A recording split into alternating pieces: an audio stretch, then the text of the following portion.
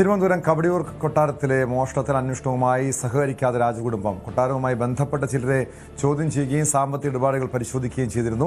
ഇതിന് പിന്നാലെയാണ് പരാതിയുമായി രാജകുടുംബം രംഗത്തെത്തിയത്. അന്വേഷണത്തിന്റെ പേരിൽ പോലീസ് ഉപദ്രവിക്കുന്നുവെന്ന് രാജകുടുംബം ഉന്നത ഉദ്യോഗസ്ഥർക്ക് പരാതി നൽകിയിട്ടുണ്ട്. സാരംഗ് സുധാകരൻ ചേർന്നു വിവരങ്ങളുമായി. സാരംഗ്, കവടിയാർ കൊട്ടാരത്തിലെ മോഷണ വിവരം പുറത്തു വന്നത് പോലും സംഭവം നടന്ന് മാസങ്ങൾക്ക് ശേഷമാണ്, അതായത് രാജകുടുംബം പരാതി നൽകിയത്. ഇപ്പോൾ പോലീസ് ഉപദ്രവിക്കുന്നുവെന്ന രീതിയിലുള്ള പരാതിയും രാജകുടുംബം ഉന്നയിക്കുന്നുണ്ടല്ലോ.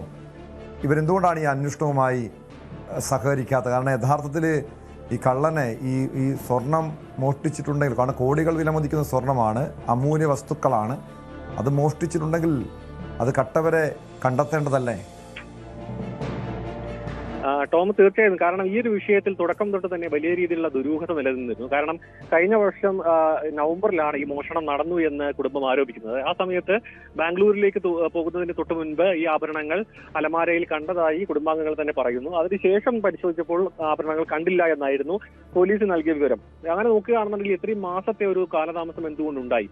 അപ്പോൾ നൽകുന്ന വിശദീകരണമാണ് ഈ കുടുംബാംഗങ്ങൾക്കിടയിൽ തന്നെ കൈമാറി പോയിട്ടുണ്ടോ എന്ന കാര്യത്തിലടക്കം ഒരു വ്യക്തത വരേണ്ടത് കൊണ്ടാണ് ഈ പരാതി നൽകാൻ വൈകിയതെന്നായിരുന്നു കുടുംബത്തിന്റെ വിശദീകരണം. പക്ഷേ അതിൽ പോലീസ് അത്ര തൃപ്തരല്ല. കാരണം 2 കോടി വിലമതിക്കുന്ന സ്വർണ്ണാഭരണങ്ങൾ, മാത്രമല്ല അതിന് അമൂല്യമായ പുരാവസ്തു മൂല്യം കൂടി കണക്കാക്കുമ്പോൾ അത് ഇതിനപ്പുറത്തേക്ക്, ഈ ഒരു മൂല്യത്തിനപ്പുറത്തേക്ക് കാര്യങ്ങൾ എത്താനുള്ള സാധ്യതയുണ്ട്. മാത്രമല്ല വലിയ രീതിയിലുള്ള ഈ ഒരു നഷ്ടം അത് കൃത്യമായി പുറം ലോകം അറിയാതിരുന്നത് എന്തുകൊണ്ട് പോലീസിൽ അറിയിച്ചില്ല എന്നടക്കമുള്ള ചോദ്യങ്ങൾ ഇപ്പോഴും നിലനിൽക്കുന്നുണ്ട്. ഇത്രയും വൈകി മാത്രമായിരുന്നു. അതിലും തുടക്കത്തിൽ പരാതി നൽകിയത് പോലീസിന്റെ തന്നെ അനൌദ്യോഗികമായ അന്വേഷണം, അല്ലെങ്കിൽ ഒരു കംപ്ലൈന്റ് രജിസ്റ്റർ ചെയ്യാതെ തന്നെ ഒരു അന്വേഷണം നടത്തണമെന്നായിരുന്നു ആവശ്യം. പക്ഷെ അത് പോലീസ് അംഗീകരിക്കാതെയോടെയാണ് സിറ്റി പോലീസ് കമ്മീഷണർക്ക് പരാതി നൽകുകയും തുടർന്ന് ക്രൈംബ്രാഞ്ചിന് ഈ ഒരു പരാതി കൈമാറുകയും ചെയ്തത്.